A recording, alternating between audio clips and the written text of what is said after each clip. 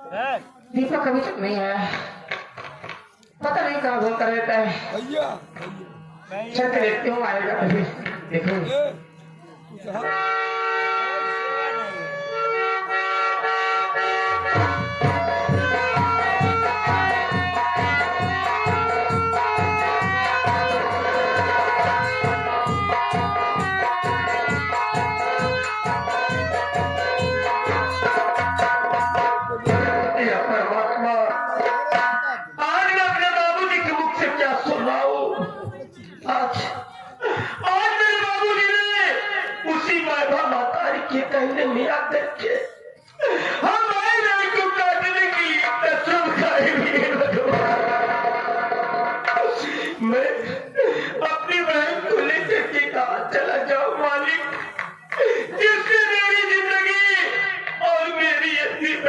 जिंदगी बच जाए परमात्मा।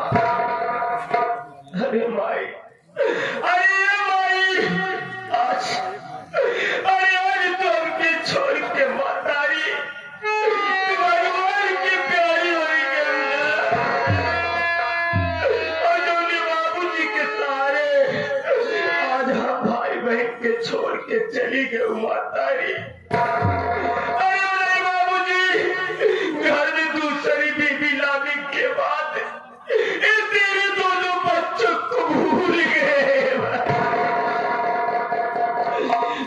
होने वाली है, अगर इससे पहले मैं अपनी अंधी बहन को लेकर के इस गांव से दूरी चला जाता हूँ तो हो सकता है मेरी जिंदगी और मेरी अंधी बहन की जिंदगी बच जाए।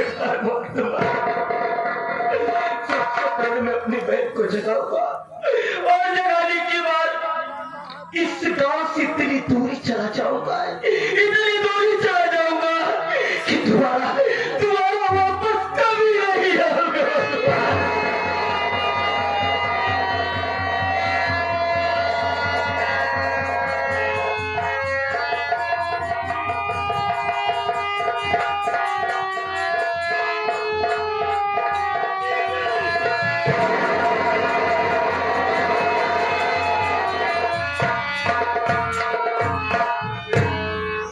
दीदी चलो यहाँ से भाग चलते।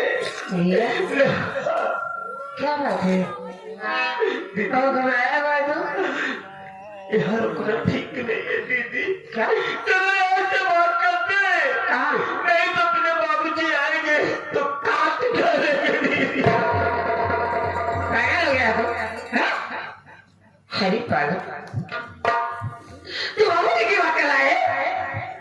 अरे भला बाबूजी हमारे जन्मदाता है रे, हम दोनों के खून है, तब ऐसा क्यों करेंगे बोला? नहीं, किसने कहा मुझे? अरे आज तक मैं भी यही समझ रहा था, लेकिन आज मैं बाबूजी के पास आ रहा था, लेकिन उससे पहले सोते ही मैं बाबूजी के कमरे में गई तो आज अपने बाबूजी को उल्टी सीधी बातें तो बताई, उसी के कहने में आकर के बाबूजी हमारे बहन को काटने के लिए आ रहे हैं दीदी। सुखने कहाँ सुना? मैं उसी दरवाजे के पास खड़े होकर सारी बातें सुन रहा था दीदी। सही नहीं है अगर ऐसी बात है तो इसका मतलब कि हमारे बाबूजी पूरी तरीके से सौतेली माँ के बस में हो गए, भूल गए अपनी औलाद को। चल मुंडा, नहीं बाबूजी आ जाएंगे, मुझे काटा लगे।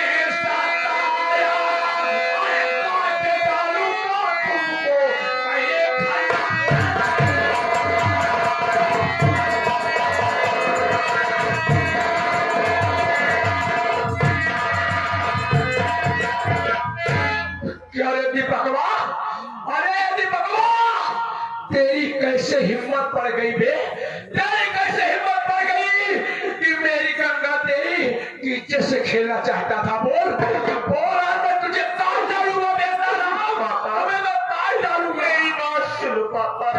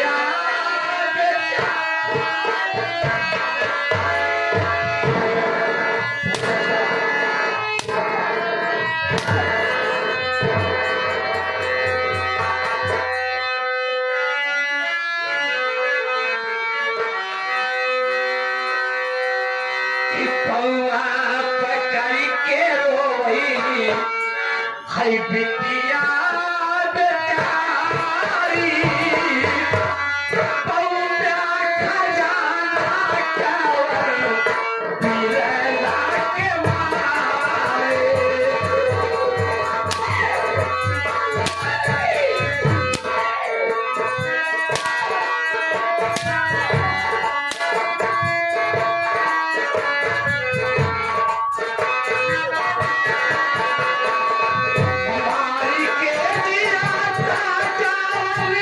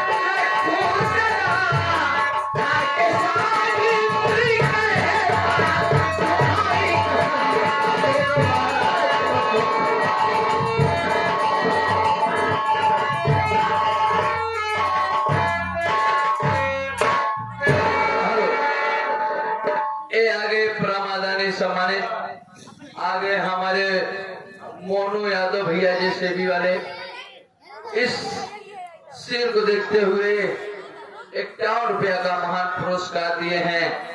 भैया को बहुत बहुत धन्यवाद। अरे यार क्या उसका सामिया तो भुलाएंगे जब हमारा भाई अंतिम सांस ले तो मेरी बाबूजी तो हमारे भाई के मुल्ला अपने को आप रखे के कान का सामिया खाया है बाबू।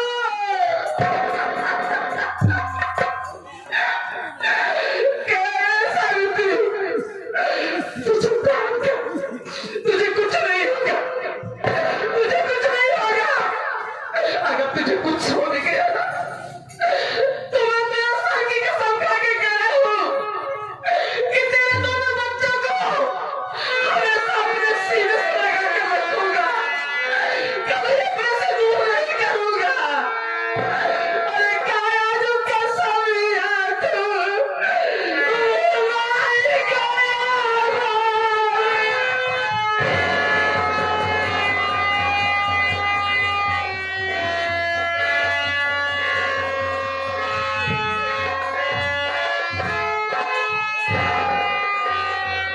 ए आ गए ए हमारे राम लखन चाचा जी मेला मालिक साहब इस सीन को देखते हुए 21 रुपया पुरस्कार है।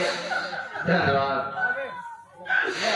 या गुड़िया या मेरी गुड़िया कसम तो भूल ही गया था कि मैं तेरी माँ को वचन दिया था, लेकिन क्या करूं ज्योति वो तुम्हारी सब तेरी माँ के आगे मेरा कुछ नहीं चलता।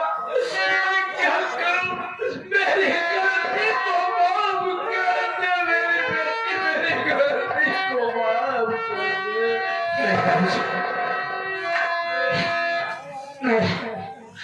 मेरे सामने माफी मांगो बाबू। अरे बाबू काशी बाबूजी जब बाबा का हाथ उठता है तो माफी के लिए नहीं बाबूजी, आशीर्वाद के लिए। बाबूजी मैं आपसे वादा करती हूँ हमारे भाई को छोड़ो मारो, मैं अपने भाई को लेकर इतनी दूर चली जाऊंगी, इतनी दूर चली जाऊंगी, दोबारा अपनी शक्ल कभी नहीं दिखाऊंगी बाबूजी, कभी नहीं। मेरी बात सुन, अरे दीपक मेरी बात सुन ना।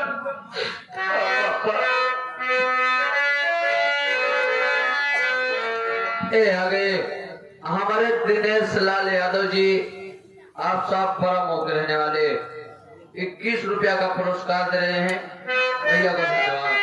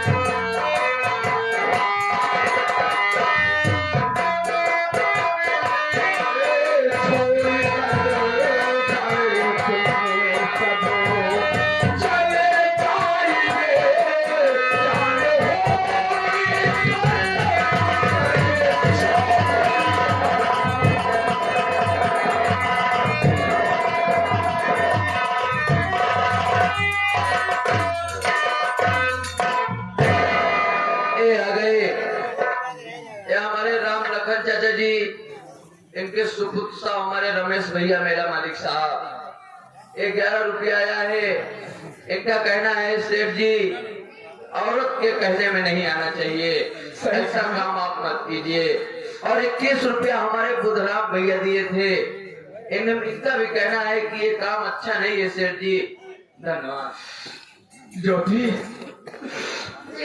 बुढ़िया मुझे माफ कर देना।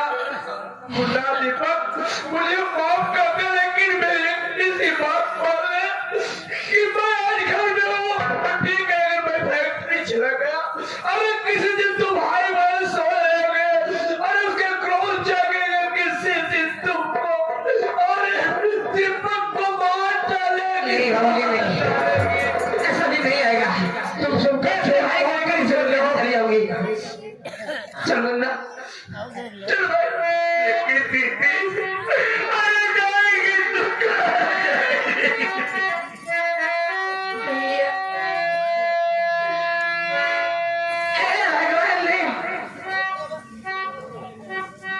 इंसान को पैदा किया है तो एक टाइम जरूर खाने को देगा, कहीं न कहीं से ना दो।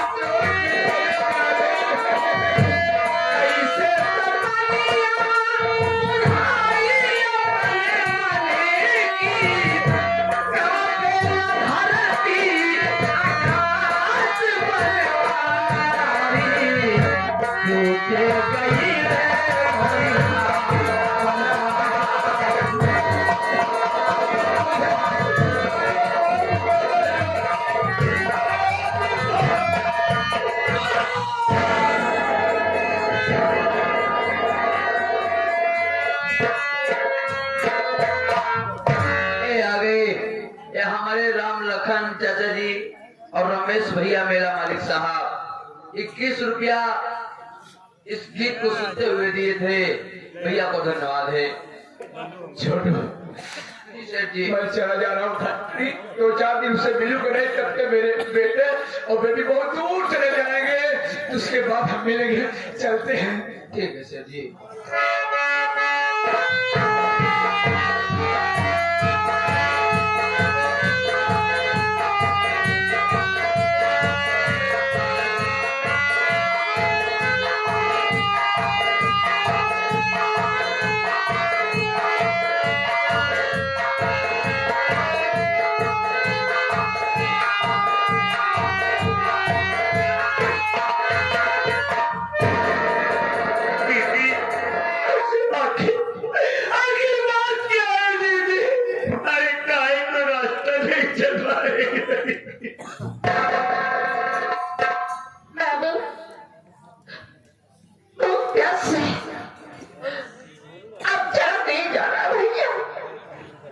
ये क्या करेगी दीदी? खाना जाना सही, अगर मुझे पानी नहीं मिला, अगर मुझे पानी नहीं मिला तो तेरी दीदी मर जाएगी। दीदी ऐसा काहे तुम बोल रही हो दीदी? आखिर हम आपके सिवा इस दुनिया में मेरा कौन है दीदी? एक बात बताओ दीदी। अरे अरे तुझे क्या बना?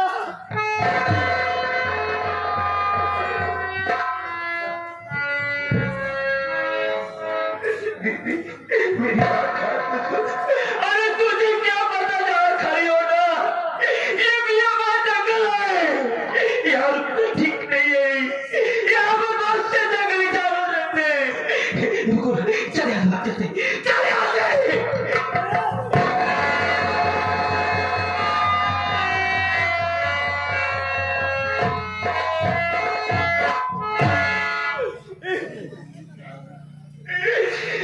परमात्मा या मालिक, तो हमारी बहन की किस तरीके की परीक्षा तो ले रहा है? अगर आज इस बियाबान जंगल में अपनी बहन को छोड़ करके जाता हूँ तो जंगली जानवर उससे डरेंगे, और नहीं जाता हूँ तो मेरी बहन भूख प्यास से मर जाएगी। भगवान क्या करूं, कुछ समझ में नहीं आ रहा है। दीदी ए दीदी,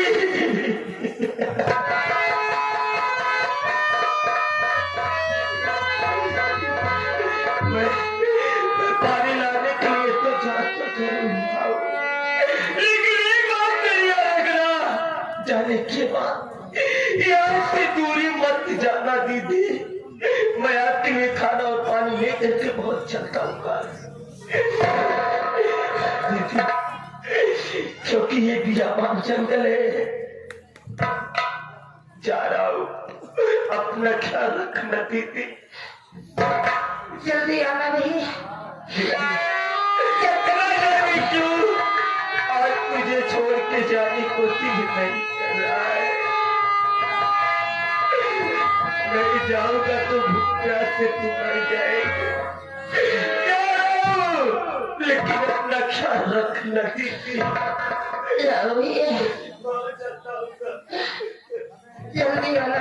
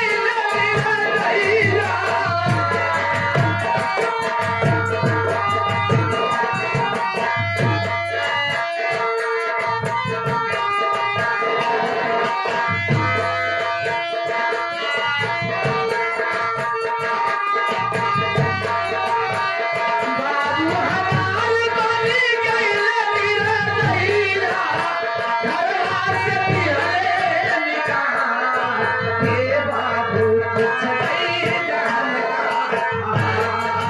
हे बाबू।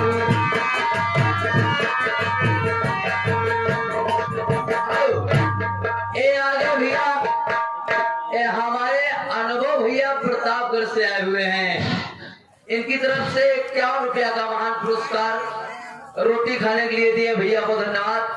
साथ ही साथ आगे हमारे रमेश भैया मेला मालिक, हमारे राजे भैया मेला मालिक साहब और साथ साथ आगे हमारे अंशु प्रधान जी 51 रुपया का पुरस्कार रोटी खाने के लिए आशीर्वाद की कामना है। धन्यवाद। हे त्रिपुरारी जाई के कला दुआरी।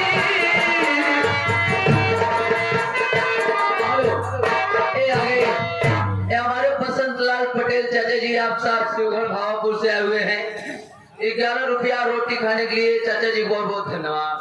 हे त्रिपुरारी जाई के कला दुआरी।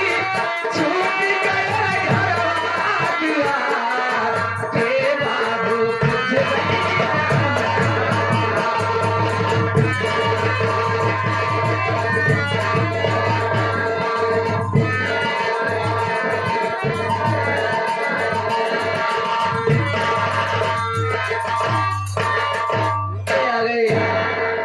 हमारे बसंत लाल भैया आप साहब बेड़ीपुर के रहने वाले 21 रुपया पुरस्कार है भैया को धन्यवाद।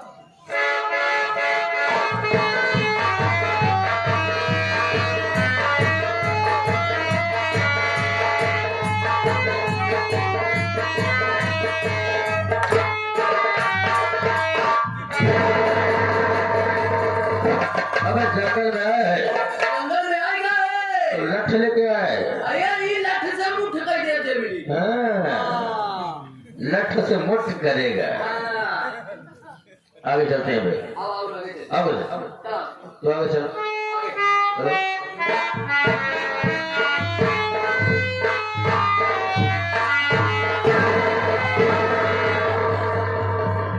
बाबू साहेब, क्या हुआ भाई? आज चला बाबू यह जंगल में की चुड़ैल बैठी है। चुड़ैल?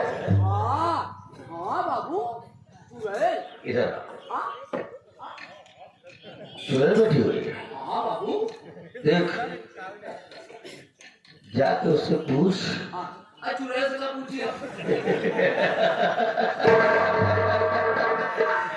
सारा जंगल में शिकार खेलने आया है और चुड़ैल देखना है। अरे बाबू इतने घनघोर इतने बड़े जंगल खूंखार है। हाँ, ये बतावा चुड़ैल सी और क्या आई? वो कोई नहीं सकता। अरे बाबू वो ऐसे करे बैठी है। हाँ। चुड़ैले हो गई। जाके पूछ उससे। हाँ बंदूक ले। हाँ, दे। ला, अगर चुड़ैल होई ना, इन लाठी को हम कमाने के साले नहीं नहीं साथ में ले जाते। अगर चुड़ैल होई ना दिल भर कई देव। हर नाच टिकट करे सारे बोकरा भैंसा हो गया है। फायर कहा जाता है। हाँ हटा देता हो गई जा हम जाते। ठीक। हाँ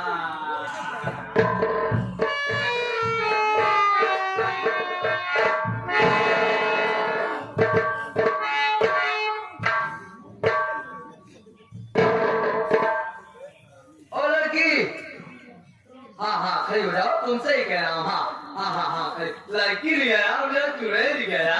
खड़ी हो जाओ।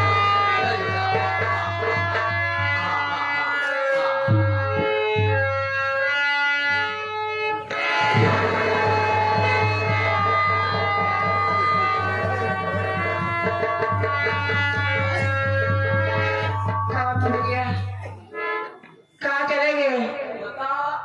हवाई मती हमका नवा नवा खाना बनाई दी थी। अब हाथ यहाँ के है भैया। हाँ? देखो हम लोग मदद करता है। अच्छा दुख हरनी है हम लोग। जी बाबू। दुख हरते हैं हम लोग। ए भैया, हाँ हमारी भी तो कर लो। क्या तुम्हारा दुख क्या है? मुझे प्यास बहुत लगी है बाबू। प्यास लगी है? हो सके तो एक गिलास पानी पिला दीजिए। देखा भगवान आपका भला करेगा बाबू। आप भारत गड़बड़ी करिए नहीं जानता ही, लेकिन बात ऐसा है हाँ। कि गांव में एरिया में हम पहली बार आए ही